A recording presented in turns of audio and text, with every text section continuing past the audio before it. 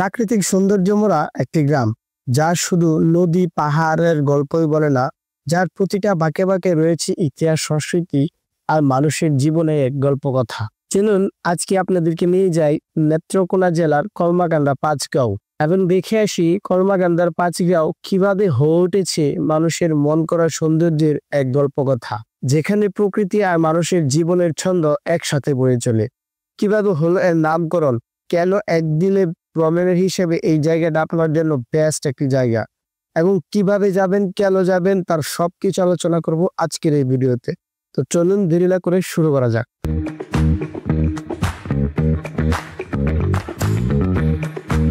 প্রকৃতি যেখানে কথা বলে, ইতিহাসে যেখানে নিঃশব্দে কাঁদে, সেখানে দাঁড়িয়ে আছে এক বিস্ময়কর নাম, কলমাকান্দা।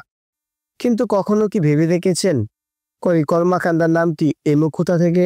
হয়তো কলমাকান্দার মানুষই জানেন না। গল্পের শুরু অনেক অনেক বছর আগে।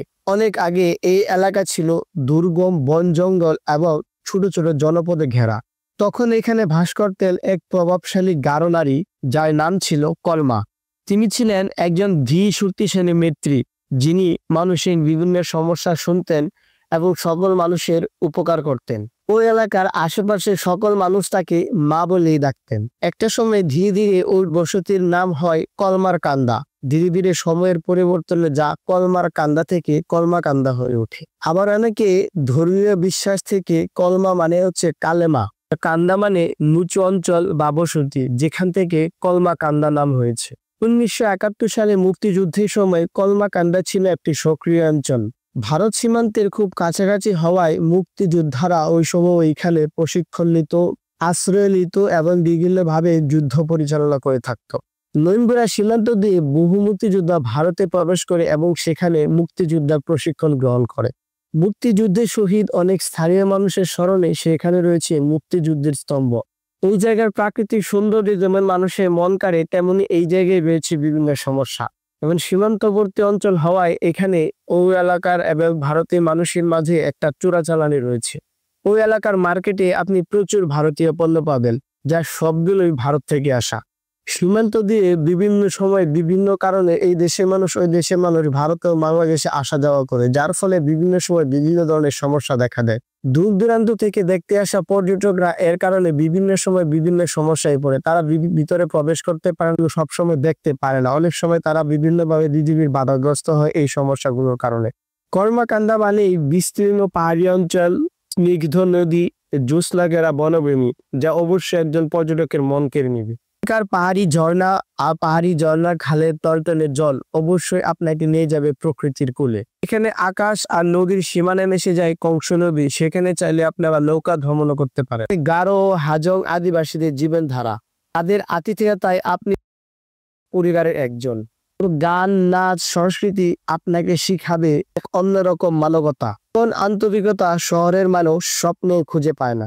এখানে মোবাইল নেটওয়ার্ক দুর্বল, সেখানে প্রকৃতির সঙ্গে সংযোগটা গভীর হয়। কলমাকান্দা গেলে আপনি শহরের কোলাহল ভুলে যাবেন, প্রকৃতির প্রেমে পড়তে বাধ্য হবেন। সকালে ঝর্ণার শব্দে ঘুমবালা, বিকেলে পাহাড়ের উপর সূর্যোদয় এক অন্যরকম মানসিক মেডিটেশন। ট্রেকিং, পাহাড়ে ওঠা, ঝর্ণার পানি ধরে হাঁটা পছন্দ করেন, তাদের জন্য কলমাকান্দা বেস্ট অপশন। বর্ষায় ঝুঁকি প্রেমে হলেও ঝর্ণাগুলোর রূপ হয়ে ওঠে অপরূপ সৌন্দর্য। এখন জানলাম এর প্রাকৃতিক সৌন্দর্য সম্পর্কে, এখন জানবো কি করে যাবেন।